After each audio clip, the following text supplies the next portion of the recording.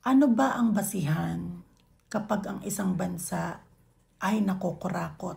Lagi nating iisipin na hanggat may nakikita tayo sa kalsada na namamalimos, hanggat merong sumusugod sa baha at patuloy na nagkakasakit araw-araw, hanggat merong nahihirapan magpa-admit sa ospital at kinakamatayan na lang ang mga karamdaman sa kanilang mga bahay dahil walang pera, hindi nangangahulugan na mahirap ang Pilipinas. Ibig sabihin lang yan, merong pa ring mga magnanakaw. Hindi tayo humahanap ngayon ng solusyon sa anong gagawin na sa mga project na ghost project. Re-resolbahan na ba? Popondohan ba ulit? Hindi po yan ang hinahanap namin. Okay lang mag-suffer kami sa baha araw-araw.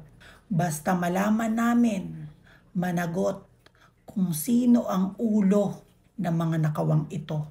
Lahat, magmula sa pinakamataas hanggang sa pinakamababa. Yan ang tanging makakagaang ng loob namin. Guys, yung mga nagko-comment tungkol sa mga foreclosed na bahay, titiradahin ko kayong lahat mamaya, okay? Pati doon sa tip sa pautang, may nagtanong din kung ano daw strategy. So, para malas yung stress, tuturuan ko rin kayo. Depende sa inyo kung gagayahin nyo, okay? For now, magko-content muna tayo tungkol dito sa pinost ng aking mahal na kongresista na si Ma'am Bernadette Herrera ng BH Party List. Okay? So, ang gagawin natin is babasahin natin and then magko-comment tayo.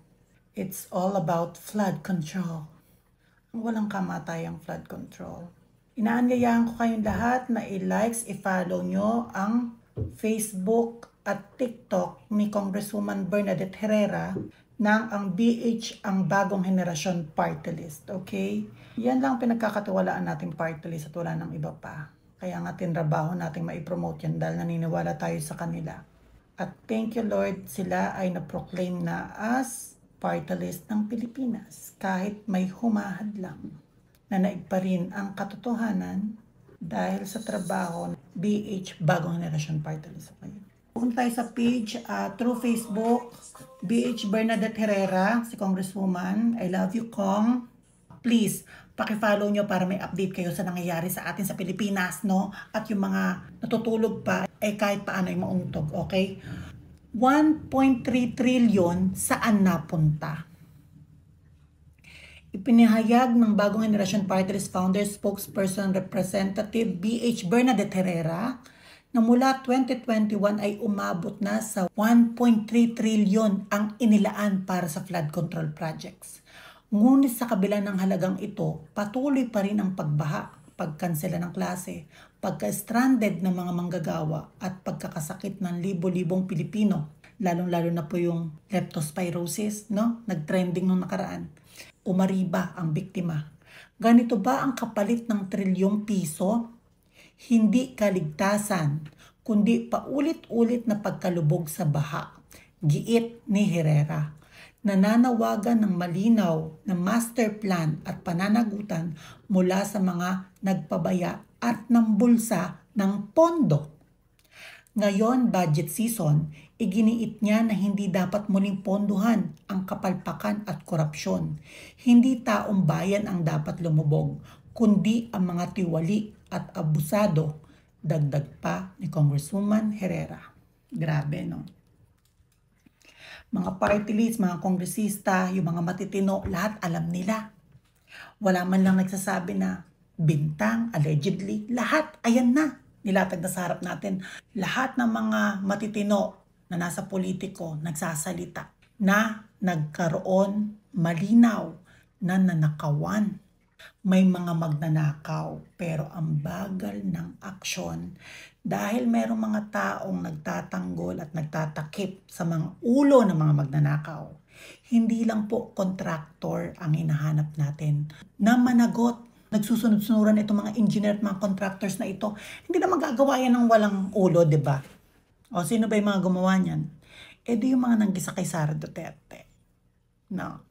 Na after nila sabihin na si Sara Duterte ay magnanakaw, yun, panay ang pasok ng budget sa flood control para nakawin nila. Tandaan nyo, ano ba ang basihan kapag ang isang bansa ay nakukurakot? Lagi nating iisipin na hanggat may nakikita tayo sa kalsada na namamalimos, hanggat mayroong sumusugod sa baha at patuloy na nagkakasakit araw-araw, hanggat mayroong nahihirapan magpa-admit sa ospital at kinakamatayan na lang ang mga karamdaman sa kanilang mga bahay dahil walang pera, hindi nangangahulugan na mahirap ang Pilipinas. Ibig sabihin lang yan, merong pa ring mga magnanakaw. Sa dami ng taxes natin sa Pilipinas, sa dami ng sinayang na pera sa kung ano-anong mga ayuda, naniniwala ako na mataas na antas na dapat tayo meron ng ekonomiya ng Pilipinas, pero dahil sa mga magnanakaw na to. Ang hinahanap na naming mga taong bayan ay hindi na dapat mahanapan ng solusyon yung nangyayari sa baha dahil lumabas nga. Imagine niyo ha, sa laki ng budget, 1.3 trillion. Trillion? May nabago ba? Parang mas lumala pa nga. Dahil sa pagdami ng populasyon, taon-taon sa Pilipinas, nadadagdagan ng bilang ng mga tao, padagdag din ng padagdag ang mga produkto, lalong-lalo na yung mga plastic na nagiging dahilan ng baha. Na yung mga matitinong kalsada, yun yung sinisira para pagnakawan yung budget, para makakatkong mga magnanakaw. Hindi tayo humahanap ngayon ng solusyon sa anong gagawin na sa mga project na ghost project. Re-resolbahan na ba? Popondohan ba ulit? Hindi po yan ang hinahanap namin.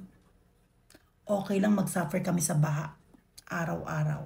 Basta malaman namin, managot kung sino ang ulo ng mga nakawang ito. Lahat.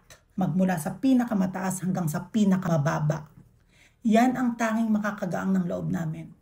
Ang makita naming aksyon, lalong-lalo na sa mga nakakataas.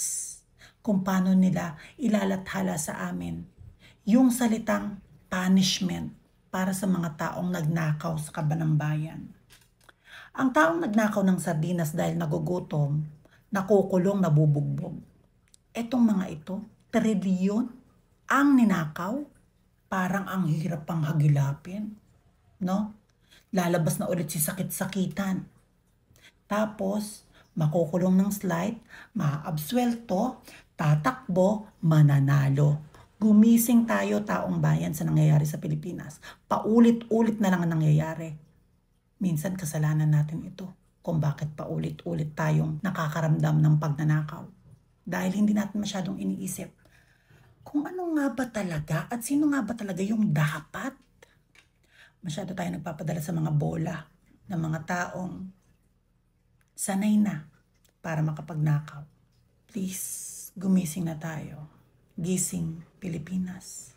Again, ang buong taong bayan, yan, gagamitin ko yung term ng taong bayan, ha? Naghihintay kami na mapalabas at makita ang totoong aksyon sa lahat ng magnanakaw, hindi lang ng flood control at ng iba pang proyekto. Naniniwala kami na hindi lang flood control ang binalasubas ng mga magnanakaw na to. Naway ang mga mabubuting politiko magmula sa Kongreso, sa Senado, ay tulungan ang taong bayan na malaman ang katotohanan, walang pagtatakpan at ibibigay ang tamang hustisya sa mga putaragis na magnanakaw.